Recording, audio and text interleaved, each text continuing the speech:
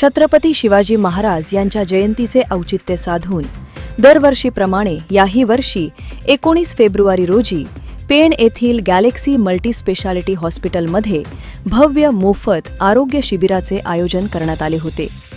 या कार्यक्रमाचे खास वैशिष्ट्य म्हणजे रुग्णालयात आता महात्मा ज्योतिबा फुले जन आरोग्य योजना आणि आयुष्मान भारत प्रधानमंत्री योजनेचा अधिकृत शुभारंभ करण्यात आला। कार्यक्रमाची सुरुवात मान्यवरांच्या हस्ते छत्रपती शिवाजी महाराजांच्या प्रतिमेस पुष्पहार अर्पण करून व पूजन करून झाली।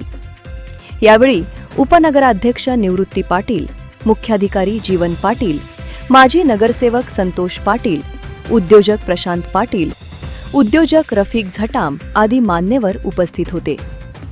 उपस्थित पाहुण्यांना शिवरायांची प्रतिमा व गुलाब पुष्प देऊन सन्मानित करण्यात आले। या शिबिरात रुग्णांची मोफत रक्त तपासणी, मोफत ECG आणि मोफत औषध वाटप करण्यात आले। पेण तालुक्यातील शेकडो रुग्णांनी या सुविधेचा लाभ घेतला।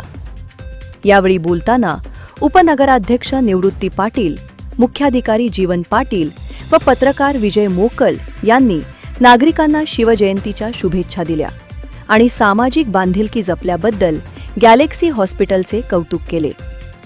गॅलेक्सी हॉस्पिटलचे डायरेक्टर रत्नदीप गवळी यांनी आपल्या भाषणात शिवरायांच्या व्यवस्थापन कौशल्याची आणि रयतेच्या आरोग्याप्रती असलेल्या जागरूकतेची माहिती दिली। महाराजांच्या विचारांचा वारसा पुढे नेत आम्ही सर्वसामान्यांसाठी आरोग्य सेवा उपलब्ध करून देत आहोत। आता आपल्या रुग्णालयात शासकीय योजना अंतर्गत मोफत उपचार उपलब्ध झाले असून जास्तीत जास्त नागरिकांनी याचा लाभ घ्यावा असे आवाहन केले। जय शिवराय। आज महाराजांची 396वी जयंती आहे। शिवाजी महाराज सर्वत्र प्रथम मी उपस्थित सर्व मान्यवरांचे स्वागत करतो। महाराज हे आपल्याला शूर योद्धे आहेत हे सर्वांना माहीत आहे, महान स्वराज्य संस्थापक म्हणून पण माहीत आहेत। परंतु महाराज त्यांच्या प्रजेची आरोग्याची कशी काळजी घ्यायचे, किती काळजी घ्यायचे हे फार थोड्या ठिकाणी वर्णित आहे किंवा फार थोड्या लोकांनाच ते ज्ञात आहे, माहिती आहे। महाराजांच्या काळात म्हणजे 16व्या ते 17व्या शतकामध्ये नारू आणि विषमज्वर म्हणजे आज आपण टायफॉइड म्हणतो हा आजार बळावलेला होता। त्या काळी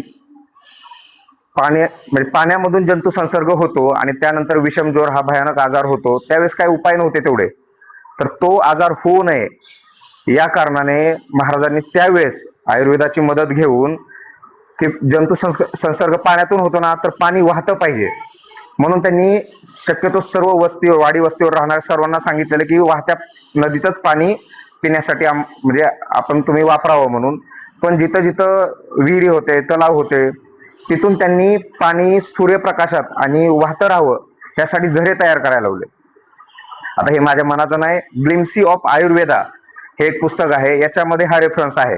खूप ठिकाणी महाराजांचं आरोग्याचं काय संबंध म्हटलं तर रेफरन्स खूप कमी आहेत, पण आयुर्वेदाने स्वतःचं शाश्वती सांगताना, स्वतःची माहिती सांगताना ग्लिम्सी ऑफ आयुर्वेदामध्ये हे वर्णन केलेलं आहे की त्या काळी नारू आणि विषमज्वरावर मात करण्यासाठी शिवाजी महाराजांनी ही उपाययोजना अंमलात आणली होती। आज महाराजांच्या जयंतीचं औचित्य साधून जे गॅलेक्सी हॉस्पिटल जे आज शिबिर लावलेलं आहे ते म्हणजे आपल्या महात्मा ज्योतिबा फुले जन आरोग्य योजना व आयुष्यमान भारत प्रधानमंत्री जन आरोग्य योजना अंतर्गत या योजना आपल्याला एवढ्या आवश्यकता आहेत की आपल्या या हॉस्पिटलमध्ये सर जेव्हा एखादा सामान्य नागरिक ॲडमिट होण्यासाठी येतो तर माझ्या माहितीनुसार सर आता आपल्याला माहिती आहे की हा हॉस्पिटल एक गोरगरिबांसाठी हॉस्पिटल आहे, कारण की ज्यांच्याकडे धनादेशमध्ये जे असतात ते आपल्या पेणमध्ये थांबतच नाही आहेत। आणि मग जेव्हा ही गरज आपल्याला जेव्हा लागते तेव्हा आम्ही सुद्धा तुमच्या मदतीसाठी तुम्हाला विचारतो की सर आपल्या इथे या योजना वगैरे आहेत का।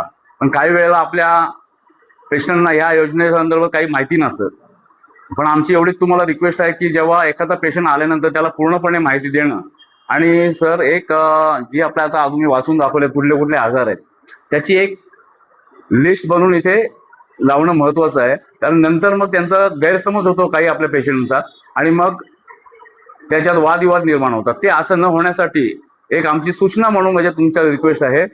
पण ह्या योजनेचा आपल्याला सगळ्यांना म्हणजे फायदा हो असं नाही मी म्हणत की फायदा झाला पाहिजे, कारण माझी तरी अपेक्षा आहे की कोणीच ऍडमिट झालं नाही पाहिजे. कारण की आपण या योजनेचा फायदा घ्यायचा असेल तर कोणाला तरी आजारी पडायला लागतं. पण आताच्या या जीवनामध्ये या गोष्टीमध्ये आपल्या खाण्यापाण्यातून या गोष्टी सगळ्या निष्पन्न होतात. आपण कुठल्या गोष्टीला आपल्या आरोग्याकडे लक्ष देत नाही. तर माझी विनंती आहे की बाबा आरोग्य या योजना आहेत म्हणून आपण याचा फायदा घेण्यासाठी जावं, पण त्या टाळता कसं यावं ही मी पहिले सगळ्यांना विनंती करतो. आत्ताच्या धाकधुकीमध्ये आपल्या स्वतःच्या आरोग्याची काळजी घेणं महत्त्वाचे आहे. मगाशी सरांनी सुद्धा सांगितलं की पिण्याचा जो पाणी आहे त्याचा साठा जो आपण करून ठेवतो त्याचा कितीपर्यंत साठा करायला पाहिजे ते पण, कारण की ह्या सगळे रोगराई होतं हे पाण्यातून आणि खाण्यातून या गोष्टीच होतात. तर ह्याची गोष्टी आपल्याला पाळून करायला पाहिजे. पुन्हा एकदा मी सांगतो सर की आम्हाला ह्या योजना आपल्या ह्या हॉस्पिटलमध्ये आल्याबद्दल मी प्रथम तुम्ही जी मेहनत घेतलीत, तुम्ही म्हणाल की तटकरे साहेबांनी सुद्धा ह्या गोष्टीमध्ये मेहनत घेतलेली आहे आणि प्रथमतः त्यांचे सुद्धा मी अभिनंदन करतो की आम्हाला या पेडमध्ये या योजना तुम्ही दिल्यात. आमच्यासाठी खरंच या गोष्टी म्हणजे पत्रकार असो, आपले पत्रकार बंधू असो किंवा लोकप्रतिनिधी असो, आम्हाला या गोष्टींना सामोरे जायला लागतो. तुम्ही म्हणालेत की जरी एखादा बिल जास्त आला तरी आम्ही पण विचार करतो तुम्हाला आम्ही फोन कशा प्रकारे करायचं. पण जेव्हा तुम्ही आम्हाला ह्या अशी पद्धतीने सांगता की सर तुम्ही सांगा आम्ही किती बिल घेऊ, असं आम्हाला काही ठिकाणी कुठेच अडलत नाहीये किंवा काही नाही काही कारण सांगून आम्हाला ते टाळाटाळ करतात.